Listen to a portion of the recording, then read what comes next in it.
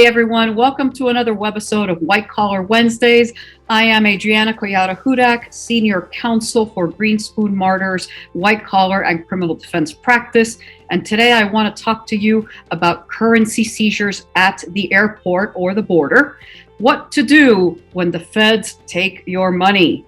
And folks, they love to take your money. Did you know that each year the US government seizes hundreds of millions of dollars from people traveling through airports and ports throughout the United States? And they can do this under a law called the Bank Secrecy Act.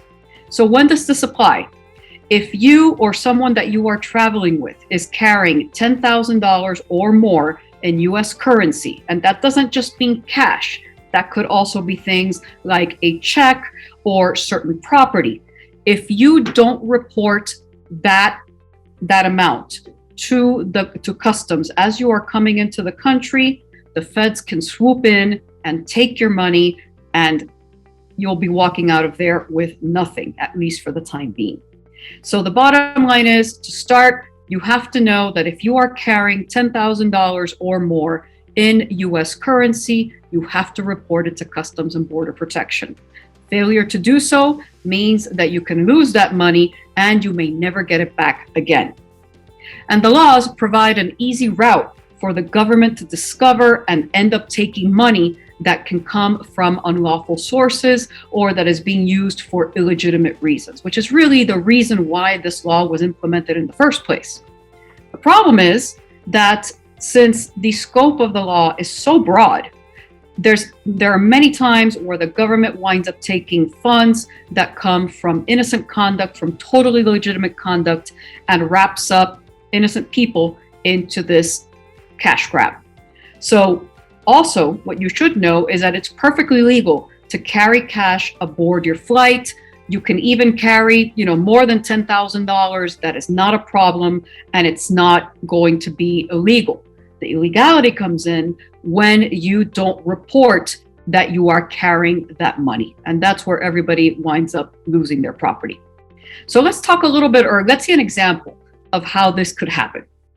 Let's say, for example, we have Slick Sam. He inherits a nice chunk of money from his rich uncle in Argentina. So he flies down to Argentina, attends his uncle's services, and collects his inheritance, which happens to be 20,000 US dollars. He is super happy about this, pockets the check, comes back home to Miami, and just as the flight is about to land, the flight attendant walks through and gives everyone what is called a FinCEN form, and that is a form where you essentially have to declare what you are bringing to the United States, and one of the questions is whether you are carrying more than $10,000 in currency.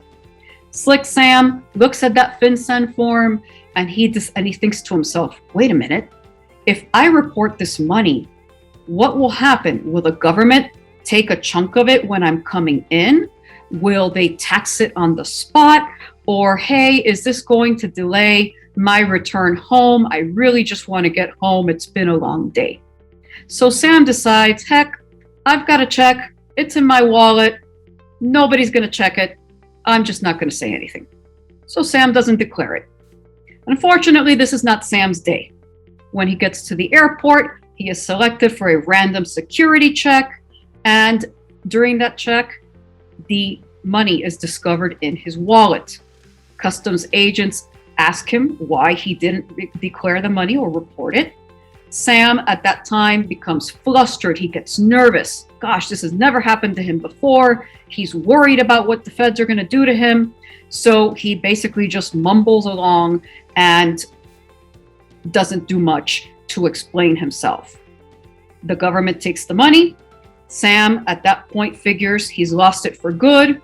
Dejected, he goes home. He doesn't consult with an attorney, and his inheritance is gone for good. You don't want to be Slick Sam, and here are ways to avoid falling into that situation. How to avoid Sam's predicament? Well, again, the easy route is if you're traveling with any form of currency, including checks, money order, etc., that exceed $10,000, you must make sure that you report it on the FinCEN form when it is distributed prior to your aircraft landing. And don't even think about breaking up the money and trying to get around the reporting requirement by having other people in your party carry some of the money with them.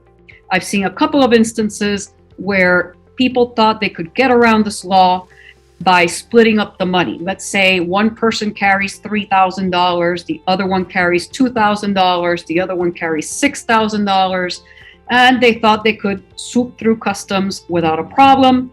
Unfortunately, that $10,000 amount requirement applies across the board to all members of your party. So if altogether you are carrying more than $10,000, you need to report it, no matter what.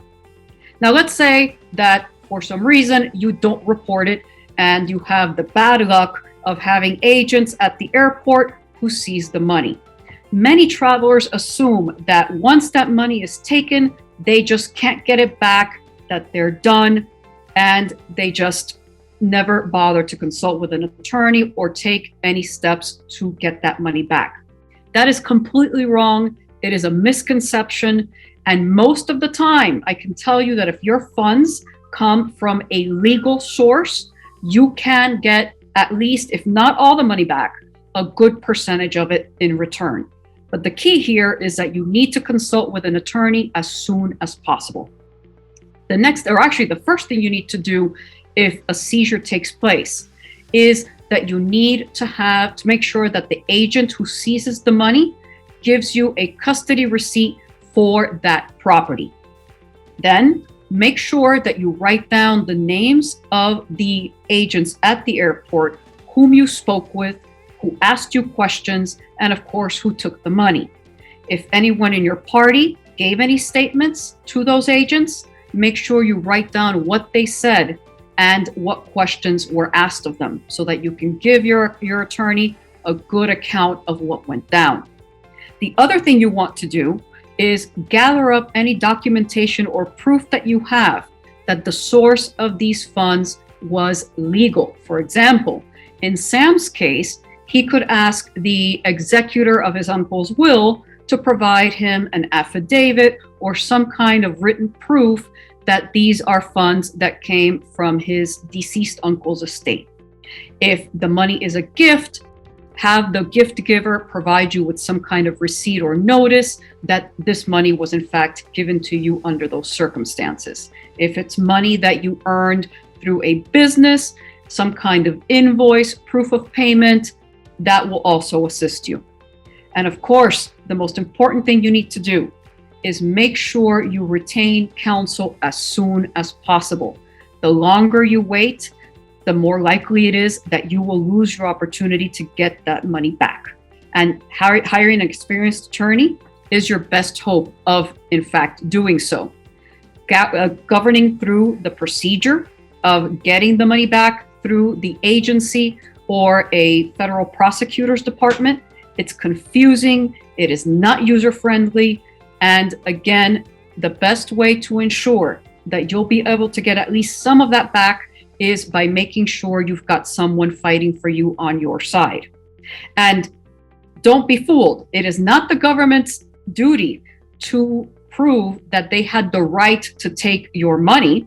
It is, in fact, on you, on the person whose asset is seized, to show that the government took your money unlawfully. That's another reason why you need to have good counsel on your side to help you through this process. Now, once you hire an attorney, typically there are two different routes that your attorney could take to get that money back. They could either file a petition with the agency that took the funds, or they might choose to contact a federal prosecutor directly and have the case referred to him or her. This all depends on what the circumstances and facts are surrounding the seizure and what information your attorney has to present to the government. Whichever method they choose, whatever you do, make sure again that you've spoken to somebody who has good experience in dealing with the government as to seizures and forfeitures, and make sure that you get them on your side as soon as possible. So that's going to do it for today's White Collar Wednesday episode. I will see you next time. Have a great one.